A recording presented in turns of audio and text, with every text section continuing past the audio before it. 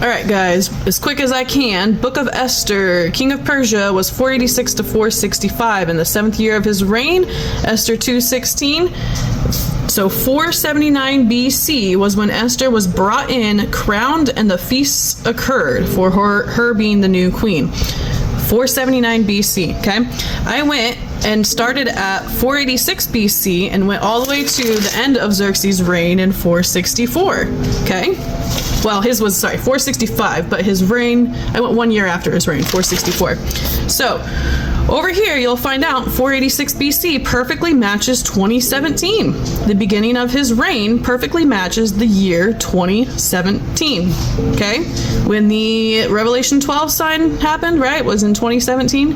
So the beginning of his reign was right there. Okay, all of it matches. The only thing that does not match is you'll see every once in a while, you'll see a star. In Esther's time, there are these couple extra eclipses.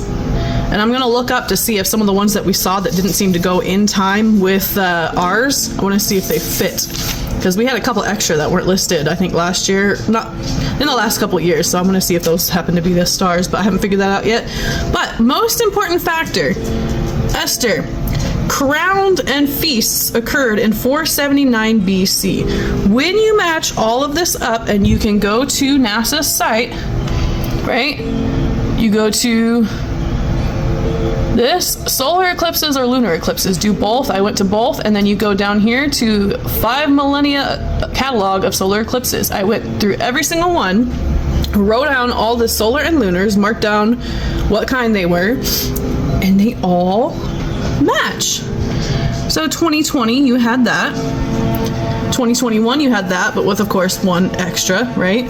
2022, 2023, 479, the year Esther was crowned in the 10th month.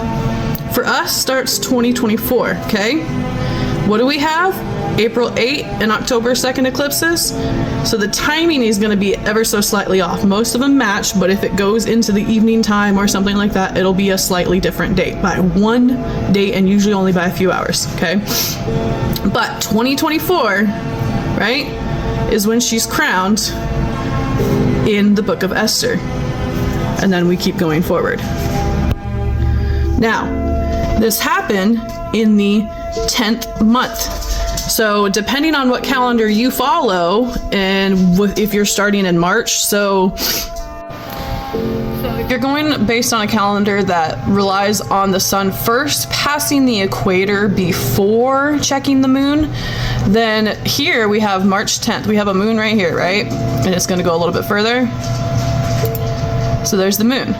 But if you look here, the sun has not passed the line yet. So March would not be our first. If you go by the equator, everybody does something different. But if you go by this, you're gonna have to wait until the moon comes back around after the sun has passed it, which would be right after the eclipse, okay? That would be our first month, which would make January next year, okay? January of next year would be the 10th month, okay? Is when Esther, they had their feast. She was taken, crowned, and feasted January of 2025.